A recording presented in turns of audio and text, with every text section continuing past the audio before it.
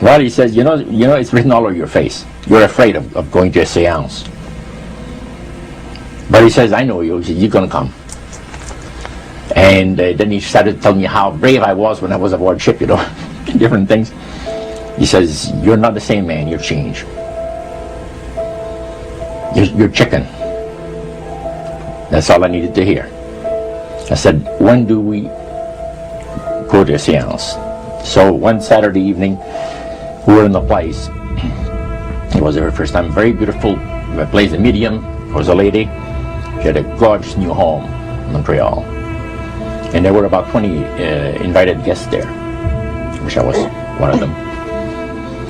And she communicated with the spirits for different people there. And they were telling them what the spirit said. One man said, I would like to talk to my friend that died 6 months ago. But I don't want him to appear. Just want to talk to him. Because he says, I don't trust you talking to my friend for me. So the medium says, let me inquire of the spirit. Yeah, the spirit will talk with you. And that big masculine voice was heard in the place. It says, hi Frank, it's nice of you to ask for me to talk with you. And they had a little chat. And after it was over, Frank says, this is the greatest thing on earth, to be able to talk with the spirits of the dead. Then the medium said, we have a very special surprise tonight for you people. A spirit will manifest itself openly here in a few minutes. And it's like a big gust of wind hit the building. And right through the wall. Now the lights weren't terribly bright, but they were like living room lights. A couple of floor lamps and maybe some of these.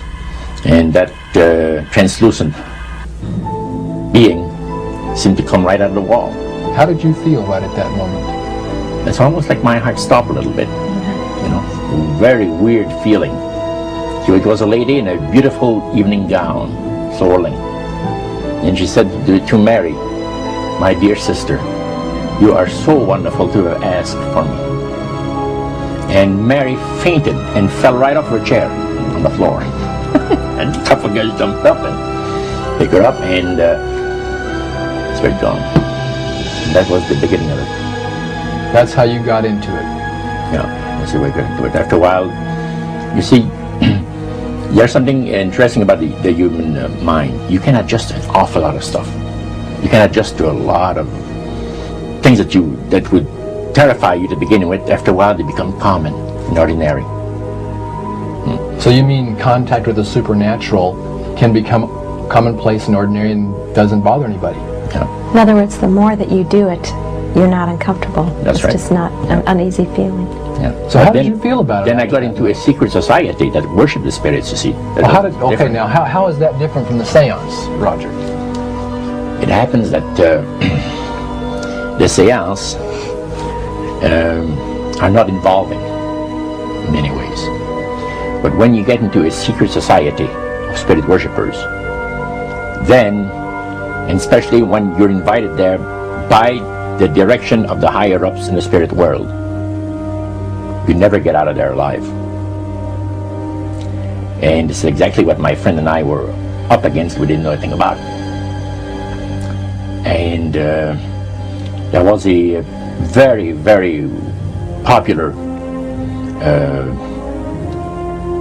big band leader. Jazz musician? Band, yeah, very famous. And one night we went to one of these seances, and he was with his wife. So Roger, you're at this restaurant. What happened? We sat there and we had our favorite alcoholic beverages, you know. And as we talked,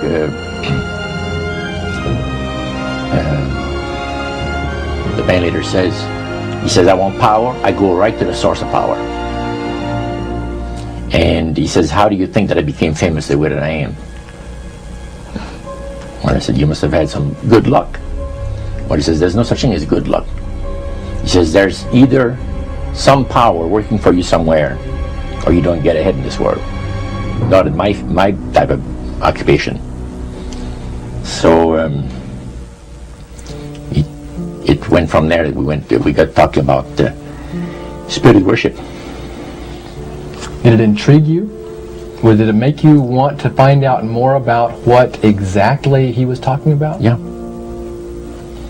So he said the supposed spirits of the dead that you're talking with are demon spirits. They're fallen angels. They're beautiful beings. Just set it out, just like Oh that. yeah. It didn't make you uneasy when he said they were Well, you know, it shocked you a little bit, you know. Something that you first hear mentioned to you.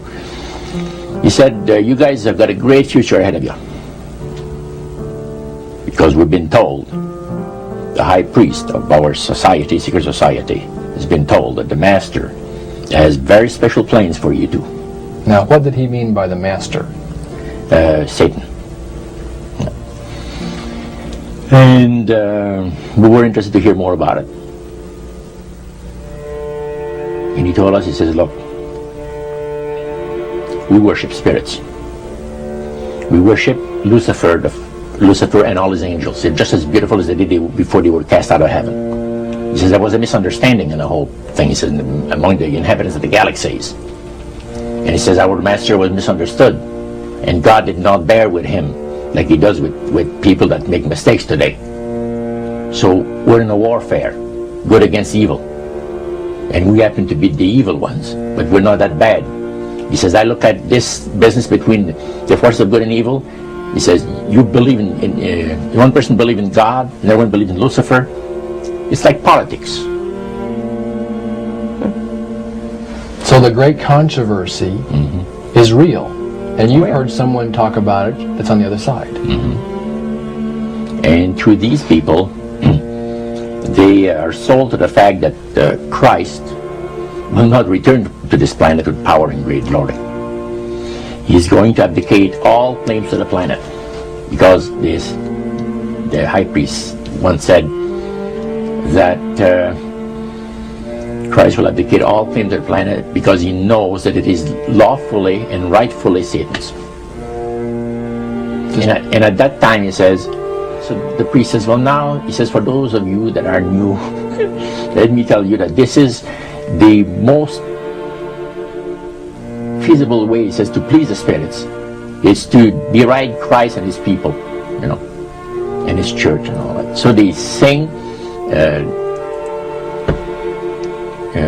out of Christian hymnals. They didn't sing Christian words to the hymns, however. Well, they changed a lot of them. Yeah, And not for the it's a good. form of blasphemy. Such as you see today in the rock music world. You see the entertainers, they have these crosses. The ladies got earrings, crosses. The guys got crosses. This is a form of blasphemy, a form of deriding Christ. You see, spirits cause the people to do that, to find pleasure in wearing this type of emblem, which is the cross is the emblem of the crucifixion of Christ to the Christians. Better to reign in hell than serve in heaven, is that it? Why not? I'm here on the ground with my nose in it since the whole thing began. I've nurtured every sensation man has been inspired to have. I cared about what he wanted, and I never judged him. Why? Because I never rejected him. In spite of all his imperfections, I'm a fan of man. I'm a humanist. Maybe the last humanist. Who in their right mind, Kevin, could possibly deny the 20th century was entirely mine?